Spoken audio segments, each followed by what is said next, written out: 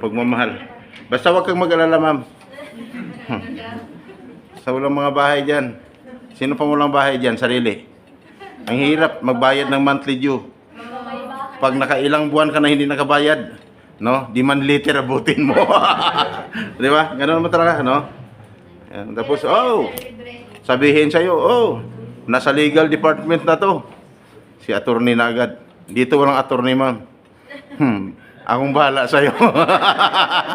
Okay. Ayan. Musta po kayo? Okay lang? Wow. Kamusta ang excitement? 100%, no? Kasi, tapos na ilang mga speaker dito, pero babalik lang si Ma'am Sandra Lynn saglit, tapos bigyan ng certificate. Pero may pinaka-last video. Yung video para sa inyong ano yan, savings, no? Kaya kapag savings ka, malaking bagay yan. Hindi purong abroad ng abroad lang. Pagkatapos, pag uwi ng Pilipinas, walang savings, no? Dapat mayroong savings. No? Kasi maganda kung may savings ka. Uwi ka ng Pilipinas na masaya kasama ang iyong pamilya. No? Kaya sa akin, hindi po to mga death benefits, no? Pero lahat kanina may mga death benefits, no? Grabe. Gusto niyo another benefits? Okay. Sabi ng iba dyan, wala sir, takot na kami. Walang narinig namin kanina, puro na lang death benefits, no? Pero maganda yung sa, sa FWD kasi pag natapat ng, holiday, malaki yung makukuha mo. Sino gustong malaki ang makukuha? Sino gustong malaki yung makuha? Sabi ng iba niyan, tahimik lang, huwag na. Okay. Sir, ano naman sa'yo? Okay, pagmamahal. Tulad ng sinabi ko rin naman, pagmamahal. Di bali, ma'am? Kasama mo to, ma'am? Hindi? Ay, hindi. So, wala akong dapat katakutan. Naninigurado, sigurista lang ko eh. No? Okay. Yan. Sus, nako. Gusto mo malaman pangalan ko? Hindi. Actually, hindi pagmamahal, ma'am. Sa akin naman, protection. Just in case of emergency. May problema sa labas sa bansa, hindi mo inasahan, na pagdating mo doon, may mangyayari, huwag naman sana. Kaya ako nandito, just in case of emergency. No? Ang pangalan ko, gusto niyo malaman? Sige, sir. Okay. By the way, ang pangalan ko, by the way, Mrs. Sam Carbaosa, tagapagsalita ng AMIPA OFWs, no? Monday hanggang Saturday. Nandito rin po kami. Ang iba nagtatanong, Mrs. Sam, ba't kayo nandito? Nandito kami. Dahil sa napakagalang mga services para sa inyo. Ang iba nagtatanong, Mrs. Sam, ano naman ang mga services na yan? Ang lagi kong sagot, ganito. Mamaya, inyong malalaman ang buong detalye sa aking pagbabalik. May inaantok ba? Ha? Wala. Kanina kasi, halos dyan lahat na inaantok na. No? Hindi lang inaantok, no? Gutom, Gutom pa, di ba? Pumasok ng alas 10 hanggang ngayon, wala pa rin kain-kain. Kaya hinihintay ng asawa, hinihintay ng kapatid, hoy, saan ka na? Kaya ngayon, walang magawa kundi walang tigil sa katitiks. Bakit? Naghintay no? Akala namin maaga kayong uwi. Yun pala, wala pa rin hanggang ngayon. Di ba? Uulan pa naman, no? May bagyo. Signal number 3. Okay, nasa Malacanang pa lang. Ayan. Okay! Pangalan ko, Mrs. Sam Carbaosa. Okay? So ngayon, ako nandito just in case of emergency. Ha? Ma'am, emergency. Pag emergency, may tumutunog lang. Kaya kadalasan dito, after kumagtok, no? Nako, after kumagtok, ang iba, grabe na. Grabing gutom na. Mainit ba? Malamig? Malapit naman po. Uminit. Nakita ko lang si Bob. Kinakabahan ako eh. Uminit para mawalan ng earphone. Ma'am, ikaw ang bilang ngayon. Okay. Sino mga first timers? Tayo sa mga mic. First timers, tayo sa mga mic. Thank you. Welcome po sa inyong lahat. Dapat akong welcome eh. Sino mga ex-abroad? Tayo sa mga mic. Wow. Ang ex-abroad na konti na lang. Yung first timers, 20. Yung ex-abroad, 21. Hindi, bakit 21? Dapat pinataas ko ng kamay yung mga ex-abroad, no? Maraming first-timers. Bakit mga first-timers? Kukunti lang yung ex-abroad. Sa araw-araw ko na pagtatanong, kukunti lang tumataas ang mga kamay. No? Kung ikaw, first-timer? Oh. Ilang taon ka na? 13?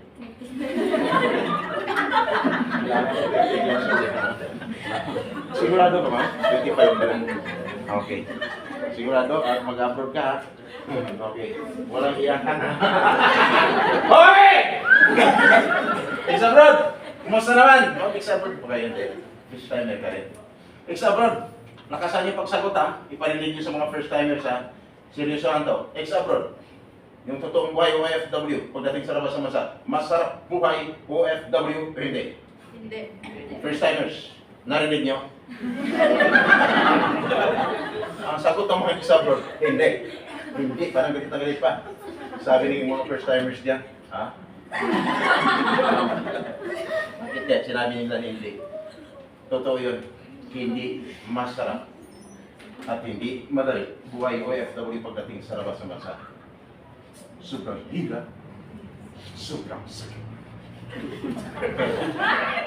Sobrang sakit. Totoo, ex-abroad. May binanggit pa kung masama, di ba wala naman? Ang iba, tawa ng tawa. Kasi iba yun na sa isipan. Ma'am, magtatanong lang ako. Ma'am, naranasan mo na ba yung sobrang hirap, sobrang sakit sa buhay mo? Naranasan mo na? Naranasan mo na? Talaga?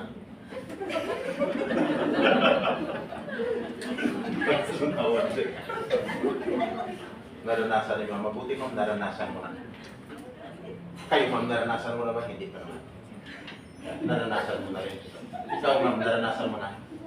Halos naranasan na. Hindi ko pa nag-abroad, naranasan nyo na.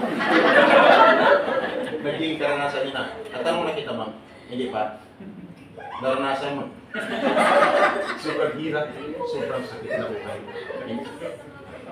Kaya kayo! Alis! Saan ikaw naranasan mo na?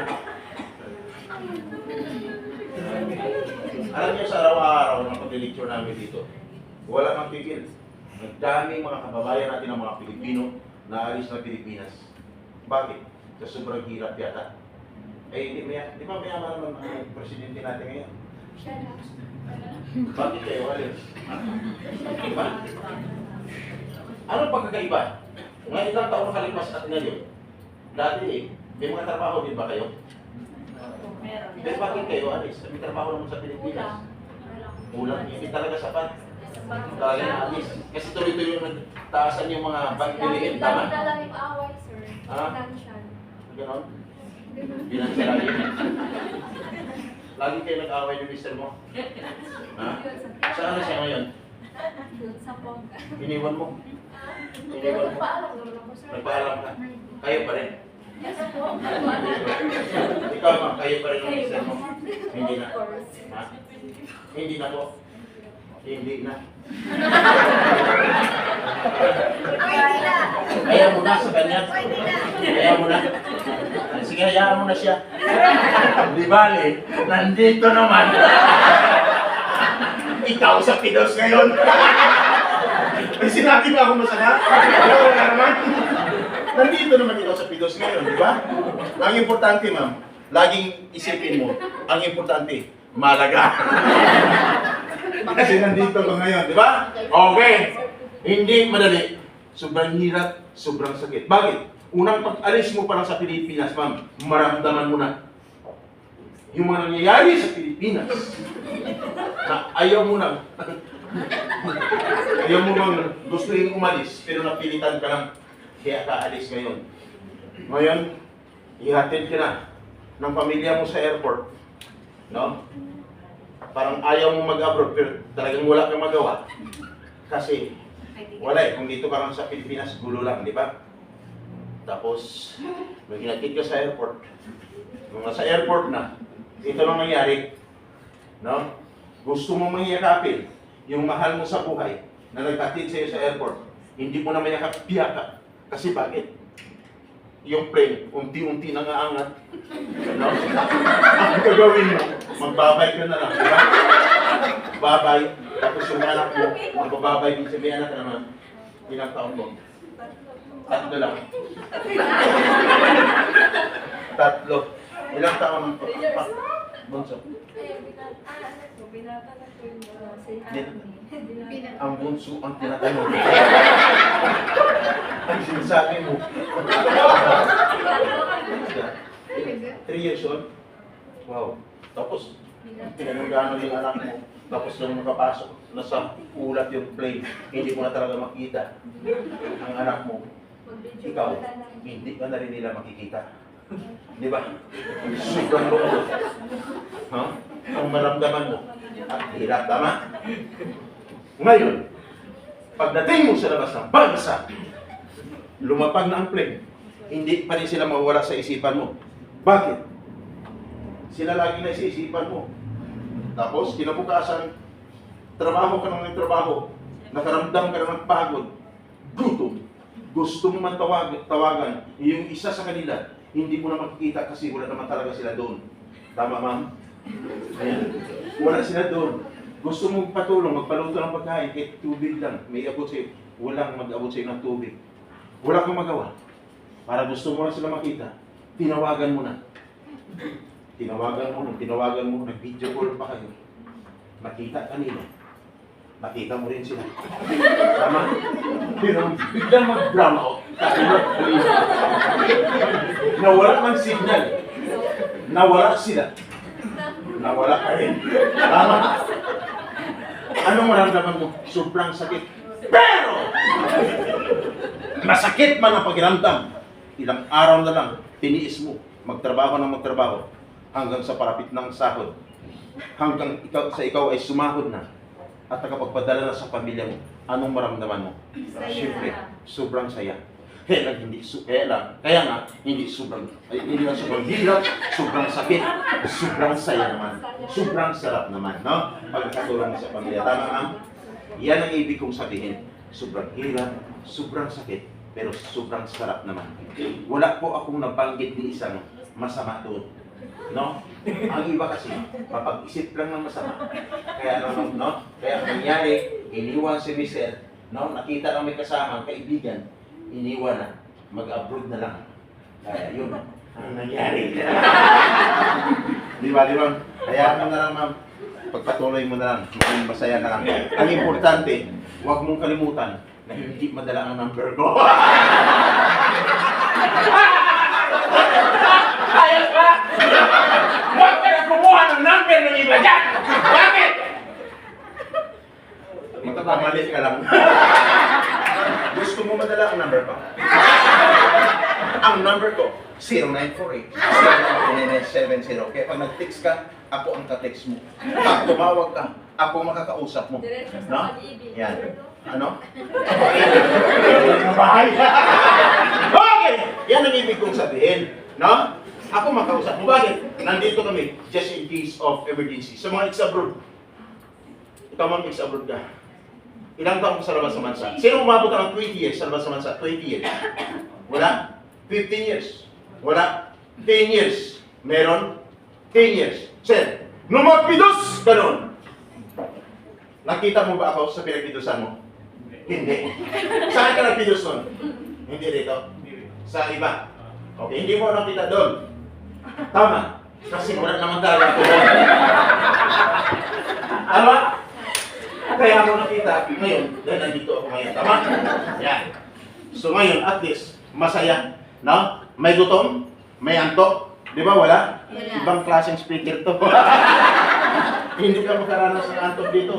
No? Kaya pag uwi mo maya, pag tinanong ka ni Mrs. Ma, kumusta ka na? Hindi magtataka si Mrs.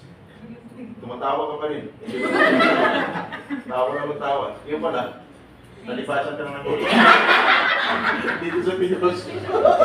Pero, usog pa rin kayo. Pag-uwi kayo, no? Usog ng ano? Hangin. Okay! Tuloy-tuloy. Ma'am, yung number ko na yun, actually lahat kayo bigyan ko ng number. Kasi just in case of emergency, hindi lang si ma'am. Dapat lahat ay pwedeng pumunta. Just in case of emergency. Kaya nga ako ay hindi na nag-open ng projector. Kasi ang ginagawa ko, pinapabuksan ko na lang kung may mga ano kayo data. Lahat ng cellphone nyo may data, may load ba? I-try nyo. Hanapin yung sa YouTube, no? Sa YouTube, hanapin yung Kaagapay ECTV. Kaagapay, no? Kung may cellphone lahat, hanapin nyo. Kaagapay. Tapos space, Space. ECTV. Sierra Charlie Tango Victory. Kaagapay ECTV, no? PCTV. Yan. Hindi ko na sasabihin lahat. Yung dapat sasabihin ko ngayon, doon niya lang panoorin mamaya. I-search nyo lang, pinabukasan, January 14, no? Kasi January 14 ngayon, tingnan nyo, kung January 14, ayan, yun ang i-click nyo, no? Mapanood nyo lahat ang mga mukha nyo doon. Ngayon, tama? Mapanood nyo. Hanggang pagdating sa labas sa bansa, may problema ka, mabigat ang iniisip mo, no? Pag lagi mo muna alala, balik ka doon sa June 14, no? I-click mo, no? Yung Kaagapay ECTV. Nandiyan na? Okay. Pag nakita nyo, nakasalamin kulay itim, nakasombrero kulay itim, parang cowboy. Pag nakita nyo, wala kayong ibang gagawin, pwede i-subscribe nyo. Bakit? Pag na-subscribe mo, ulit, sunod-sunod yan. Kahit nasa labas ka ng bansa, ma-update kayo. May update kayo sa mga balita o sa mga pangyayari sa loob at labas ng bansa. Hindi lawan dito sa pinag-usapan natin ngayon, magiging sa mga ibang mga OFWs na nagka-problema sa labas ng bansa. Nakita nyo? Nakapag-subscribe na lahat? Okay.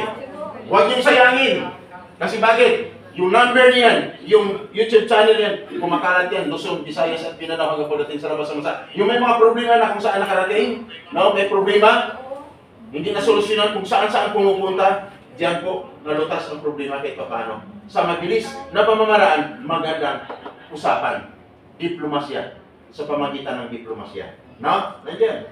Yung mga rape cases, yung mga sinasaktan, may mga namamatay doon sa Saudi, sa Kuwait, nandiyan po mapapanood ninyo.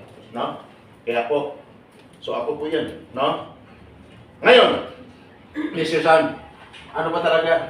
Mayroon ka bang maiiwan sa amin na mga paalala bago kami makalabas sa pidos na to? Opo.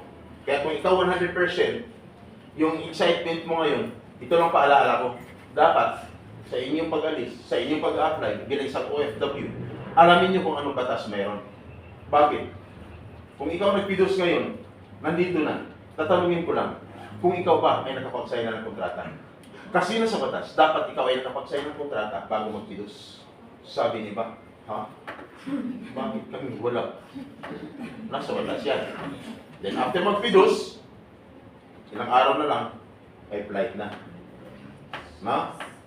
Bakit kailan ka mag-flight? Eh, kasi mo lang nag-apply ka at nag-isahan, 60 to 90 days prior na dapat. 2 buwan hanggang 3 buwan dapat nga eh. Wala ka na sa Pilipinas eh. Bakit? Yan ang nasa batas. 2 buwan hanggang 3 buwan. Sabi ni ba, ay bakit kami? Ilang buwan na kami dito. Nasa pidos pa rin kami. Totoo yan. Ang dami nag-apply. Ang nangyari, pidos na naman pidos. Inaabot na rin taong kami pidos. Hindi pa rin nakalis. Kaya sana huwag mangyari sa inyo. Bakit? Kailangan may proseso. No? Kailangan bakit ka makaalis? Ang 2 hanggang 3 buwan. Ang iba hindi na nakapagpidos, ang iba nakapagbayad na ng placement fee. Pag nabayad ka ng placement fee, ang salary is 20,000. Magkano dapat ang placement fee? Dapat equivalent of 1 month salary. Katumbas sa isang buwang sahod. Sabi niya ba ha? Bakit sa akin? Sobrang laki. Another problem. Kung nagbawas ako ng 20%, bawat problema na nabanggit ko na nangyari sa'yo, may tendency, ubos na yung excitement mo na 100%. At dapat, pag nagbayad ka, no? Kung magkano ang placement fee mo, dapat yun ang sasahurin mo doon. Kung magkano ang sahod mo, dapat yan ang magiging placement fee mo. Equivalent of 1 month salary. At dapat pag nagbayad ka sa ang lugar, sa Jollibee, sa Chowking, sa McDo, sa Max Mall Hotel Restaurant, wala sa lamang ito na dapat sa loob ng agency. Sabi niya ba, bakit kami? Sa loob ng bahay. Another problem, dapat sa loob ng agency. At dapat mayroong kakulang resibo. Sabi niya, tama mo. Dapat talaga may resibo. Bakit ako wala? Problema hindi. Kung nangyari sa'yo, may ibig sabihin, biktima ka ng tinatawag na illegal recruitment.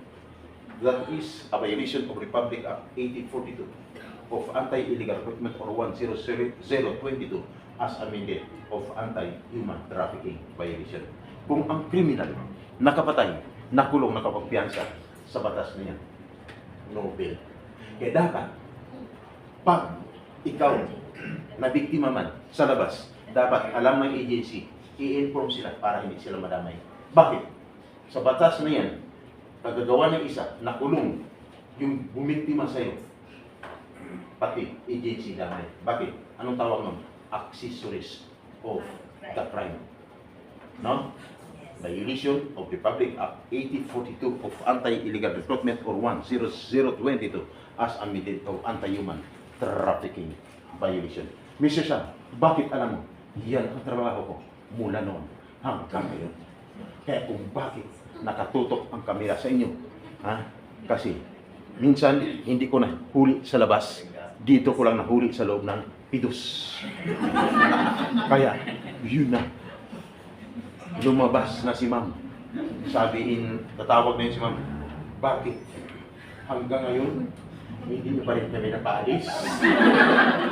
Ang laki ng pirang kinuha nyo, aawayin na niya. Sana huwag mangyari. Sa labas ng bansa, nagka-problema man, may pagbabago. No? Hindi man sadya ng agency na nagka-problema doon. Tawagan ng agency, hindi kahit sino. Agency muna, kasi walang nagiging bayaning OFWs kung hindi dahil sa inyong mga agencies. Okay, malinaw? I-inform ng agency. Pag nahirapan kayong mag-inform o tumawag, yung number na 0948099970, yan po inyong tawagan. Ako ang makipag-usap sa inyong agency, kausapin ko ng maayos, diplomasya. Ang purpose lang, mapabilis ang paglutas ng problema na hindi na kailangan idamay mo pa ang pamilya mo at gumastos pa sila dahil lang sa problema mo. Ayos ba? Nalutas ang problema, iwas sakit sa ulo ng inyong agency, iwas sakit sa inyong ulo at sa inyong pamilya. Bakit? Sa akin, libre at lifetime ang serbisyo. Ayos ba? Gusto niyo ba ang libre at lifetime na serbisyo? Taas yung mga kamay. Taas yung mga kamay. Thank you. Sir, gaano katotoo? Ay kung nagawa namin kay Sara Balabagan, nakulong at tinatulan ng kamatayan. Narinig niyo?